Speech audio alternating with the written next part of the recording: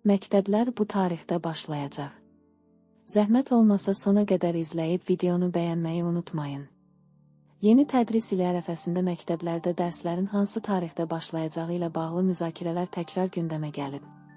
Xüsusilə son illərdə Azərbaycanda tədris ilinin başlanma tarixinin sentyabrın 15-i deyil, biri olması məsələsi valideynlər və şagirdlər arasında maraq doğurur. Bəs belə bir dəyişiklik mümkündürmü və bununla bağlı qərar gözlənilirmi? Milli.az xəbər verir ki, məsələ ilə bağlı News24.az-da danışan təhsil eksperti Məzahir Məmmədli bildirib ki, hər yeni tədris ili ərəfəsində bu mövzu gündəmə gəlir, lakin bununla bağlı indiyədək konkret qərar qəbul edilməyib. Belə bir dəyişiklik real olsaydı, məsələ əvvəlcədən ictimai müzakirəyə çıxarılıb müxtəlif dairələrin rəyləri öyrənilərdi. Ən azı indidən ictimai müzakirəyə çıxarılardı. Amma təəssüf ki, bu məsələ yəqin ki, sosial şəbəkələrdə müzakirə olaraq qalacaq. Çünki tədris ilinin başlamasına artıq sayılı günlər qalıb.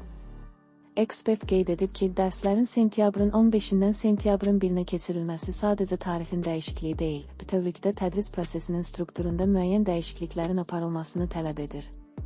Ona görə də düşünmürəm ki, bu ən azı bu il üçün real olsun.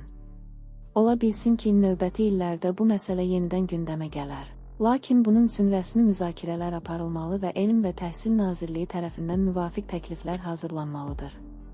Belə bir qərarın qüvvəyə minməsi üçün dövlət qurumlarının rəsmi qərarı, əmri və ya sərəncamı olmalıdır. Sosial şəbəkələrdə aparılan müzakirələr isə bunun üçün kifayət deyil.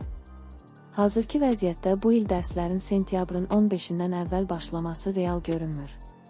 News24.az məsələ ilə bağlı məktəbəqədər və ümumi təhsil üzrə Dövlət Agentliyinə sorğu ünvanlayıb. Qurumdan bildirilib ki, məktəblərin sentyabrın 1-də fəaliyyətə başlayacağı ilə bağlı yayılan məlumatlar həqiqəti əks etdirmir.